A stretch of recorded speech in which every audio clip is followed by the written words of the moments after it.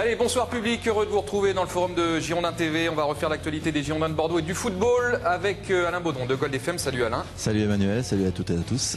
Et avec Denis Grandjou de RTL, première radio de France, c'est ça? C'est ça, bonjour tout le monde, bonjour public. Donc.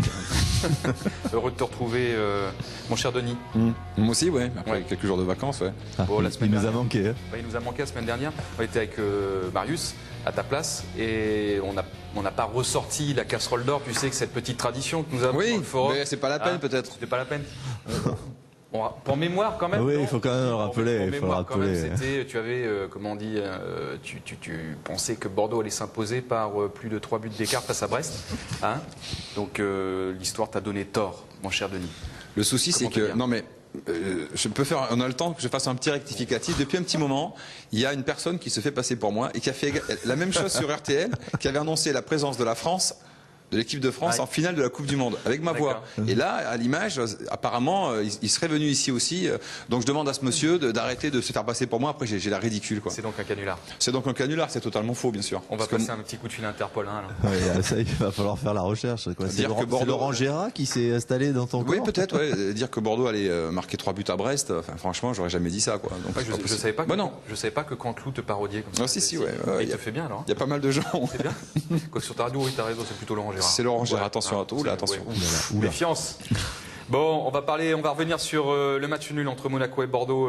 J'allais dire le week-end dernier, non, c'était pas le week-end dernier, c'était cette semaine. On va évidemment parler de la prochaine journée de Ligue 1 avec la réception de Valenciennes et puis un mot aussi sur la suspension d'Alou Diarra, la commission de discipline de la Ligue qui s'est réunie hier soir. On attaque tout de suite avec Monaco-Bordeaux. On a choisi de titrer, d'éditorialiser, comme on dit dans notre jargon, sur le courroux présidentiel et le coup de gueule de Jean Tigana.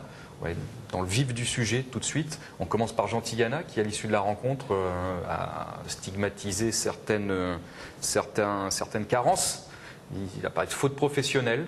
Oui, sur la dernière occasion. Sur la dernière occasion, pas sur l'ensemble de l'œuvre de son équipe. Est-ce que s'il n'y avait pas eu cette dernière occasion, est-ce que sa conférence de presse aurait eu la même teneur? J'en suis pas sûr. Il aurait été déçu du résultat, parce que 2-2, alors qu'on maîtrisait plutôt bien la première mi-temps, on peut être déçu.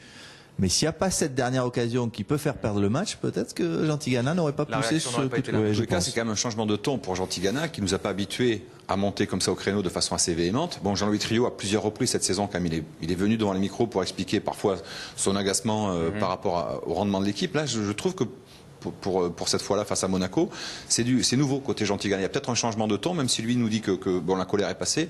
Peut-être que dans le vestiaire, il y a peut-être un changement de ton par rapport aux joueurs. Et pour tous les abonnés qui n'ont pas entendu la conférence d'après-match, je vais y arriver, Jean Tigana, tout de suite, c'était au Stade Louis II. Ah non, pour moi, c'est pas du tout encourageant. Hein.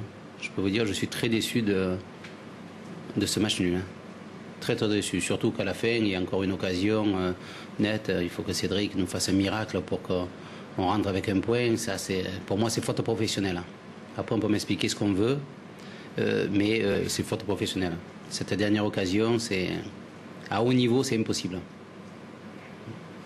Surtout quand on joue à 10 contre 11, il faudra m'expliquer, mais bon, j'ai que 35 ans de professionnalisme.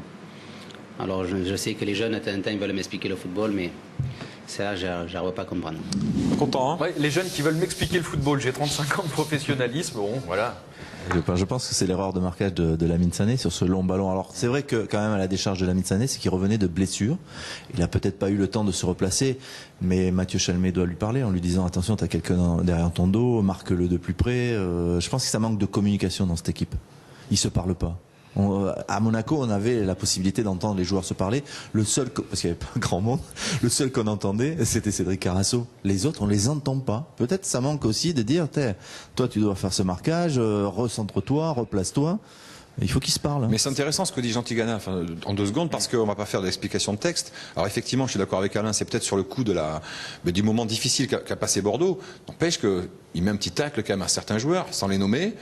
Même si c'est sur le coup de l'énervement et de la colère, je crois qu'il y a un peu vraiment, là on peut lire et entendre un vrai agacement de la part de Jean Tigana par rapport peut-être à cette non-communication dans le jeu, mais peut-être aussi hors du jeu, dans les vestiaires. Je sais pas, parce que dire j'ai que 35 ans de professionnalisme et puis on va pas me faire la musique, ça veut dire qu'on a dû lui faire à un moment donné.